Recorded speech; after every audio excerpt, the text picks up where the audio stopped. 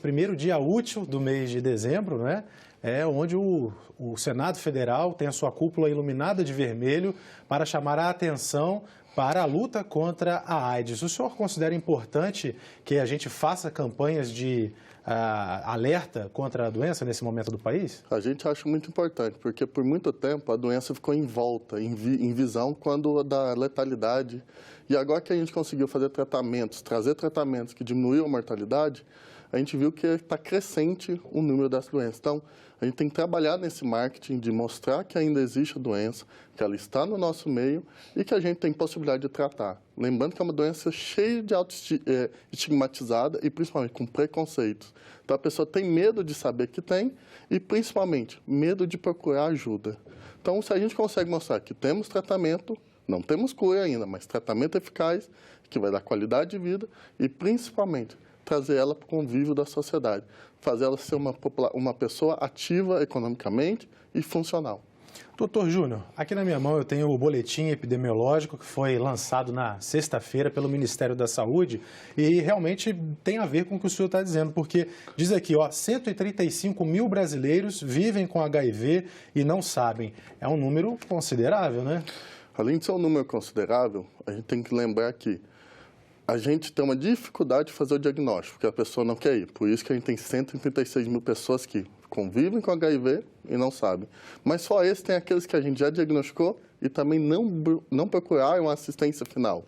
Existe uma política da UNAIDS, né, que é o braço vertente da ONU em cima da AIDS, que nós temos que buscar 90% de detecção dessas pessoas, ou seja, o povo todo que tem a doença, 90% tem que procurar saber que tem. Desses 90% tem que estar num serviço de saúde tratando e desses 90% tratando, 90% com o que a gente chama de carga indetectável.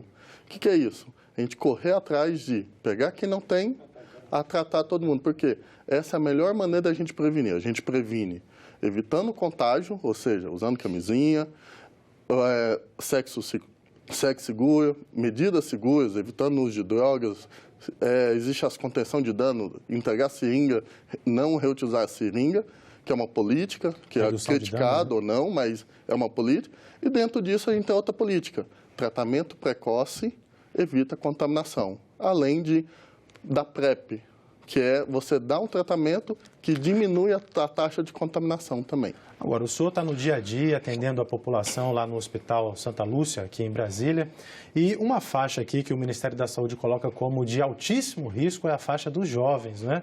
Até de 20 a 34 anos. Como é que você tem isso aí na sua realidade?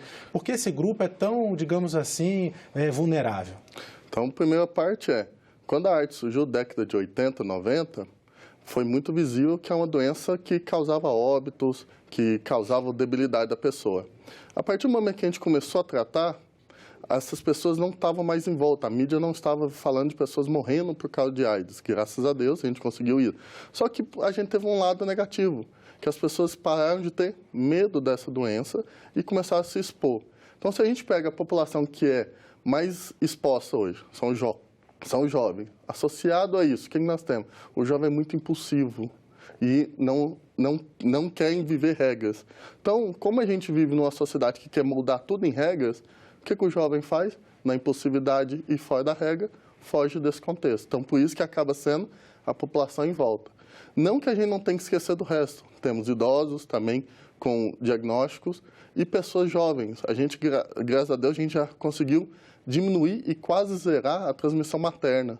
Mas ainda existe a transmissão materno-criança e os jovens ao nosso envolto hoje. O próprio Ministério da Saúde informou que tem dificuldade de comunicar com a população, com esses públicos-alvo, né, que são mais suscetíveis aí à doença e fez uma nova campanha publicitária. Eu convido o senhor a acompanhar e os nossos telespectadores também. Vamos ver essa campanha publicitária do Ministério da Saúde. E se ela tivesse HIV? E se ele tivesse HIV? E se eu peguei? E se eu passei para alguém? E se eu fizer o teste? E se eu me tratar o quanto antes? E se o vírus for controlado e ficar indetectável? E se eu enfrentar o HIV e viver tudo o que eu quero? E se eu usar a camisinha sempre? E se eu parar de ir e tomar uma atitude agora? A AIDS ainda não tem cura, mas tem tratamento. Previna-se. Faça o teste de HIV regularmente. Se a dúvida acaba, a vida continua. Doutor Júnior, como é que está essa questão da testagem do HIV hoje no país? As pessoas ainda têm medo de fazer o teste. Por que o Ministério identificou isso e está fazendo uma campanha em cima disso?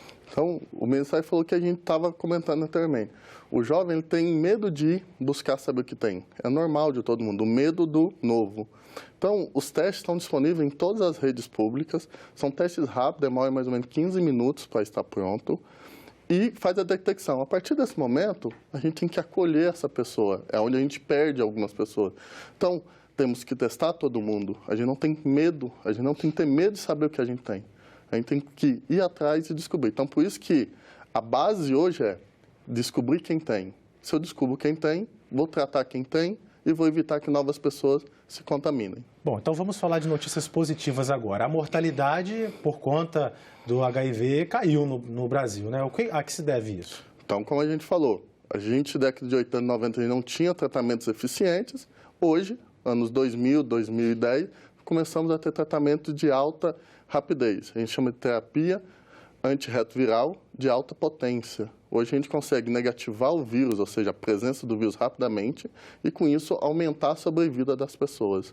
A gente tem uma brincadeira que a gente fala que HIV gradativamente está ficando uma doença crônica, que a gente não fala de cura. E a expectativa de vida de uma pessoa com HIV hoje já está se igualando em alguns estados a uma população geral. Tem suas nuances, seus detalhes, mas se a gente faz detecção precoce, eu evito que essa doença progrida e afeta a saúde dessa pessoa. Doutor Júnior, tem também a chamada transmissão vertical, que é quando a mamãe grávida acaba passando para o seu filho. Porém, a cidade de São Paulo tornou-se a maior cidade do mundo a eliminar esse tipo de transmissão do HIV. Isso ocorreu, que a gente falou, gradativamente a gente está eliminando essas outras faixas etárias.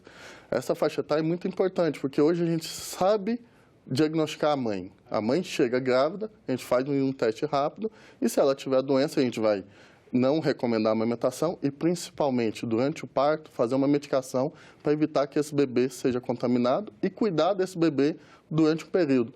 Ou seja, São Paulo, a maior capital do nosso país, conseguiu. E a gente tem uma proposta de todas as capitais do país também conseguir e gradativamente afundar para todas as outras cidades do país. E agora vamos falar dos idosos, né? Outra faixa também que sempre se falou que há de se tomar um certo cuidado, né? Tem alguma coisa a ver com os novos medicamentos que impulsionaram a vida sexual dos idosos? Juntou tudo. Junto com esse impulsionamento da vida sexual, que aumentou a vida sexual dessa faixa etária, mas também o medo que eles têm de fazer detecção. É uma população que não gosta de testar. Então, por isso que é uma população que não tem o hábito de usar preservativos, questiona-se muito o uso de preservativo, então a gente tem que trabalhar para a detecção e o cuidado dessas pessoas. A base hoje, o tempo todo nessa entrevista, a gente falou assim, tem a prevenção, mas o tratar, porque o tratar também é uma das maiores prevenções que a gente pode dar. E as pessoas que têm o vírus, mas, digamos assim, ele fica incubado, não é isso? Eu queria que o senhor explicasse para nós como funciona, digamos assim, a situação do vírus quando está no organismo. A gente brinca que a gente tem uma balança. A partir do momento que eu sou exposto ao vírus, relação sexual, transfusão de sangue, coisas contaminadas, lógico que transfusão de sangue hoje praticamente não existe por causa dos testes hoje, mas se a gente tem o contato com o vírus ele tem um desejo por uma célula do nosso corpo, que é uma célula de defesa, que a gente chama de CD4. Ele invade essa célula e dentro dessa célula ele vai se multiplicar. À medida que ele se multiplica, ele destrói essa célula. Então, por isso que quanto maior vírus, minha imunidade também vai decaindo, porque eu vou diminuindo essa célula de defesa. No primeiro momento, a gente fala que é o HIV agudo, que confunde com uma gripe, um resfriado mais forte, perdura por alguns dias e a pessoa volta a se recuperar. Pode ficar nesse tempo silencioso 5, 10, 12 anos, dependendo do tipo do vírus e da imunidade prévia dessa pessoa. Só que com o tempo esse vírus continua invadindo essas células, destruindo, e a longo prazo minha defesa caiu eu estou com grande quantidade de vírus. Aí eu saio da fase portador do vírus para manifestar doenças. Que doenças são essas? Uma pneumonia grave, uma pneumonia por fungo, meningite, que a gente fala que é a AIDS. Então, o tempo, não temos um tempo médio, depende da imunidade prévia e do tipo de vírus. Mas, em geral, o que a gente sabe é contágio próximo, um quadro semelhante à gripe e depois um período de latência. Tá certo. Doutor Júnior, muito obrigado. O senhor é médico infectologista lá no Hospital Santa Lúcia, Distrito Federal. Obrigado por esclarecer, nesse primeiro dia útil de dezembro, a campanha Dezembro Vermelho de atenção e luta contra a AIDS.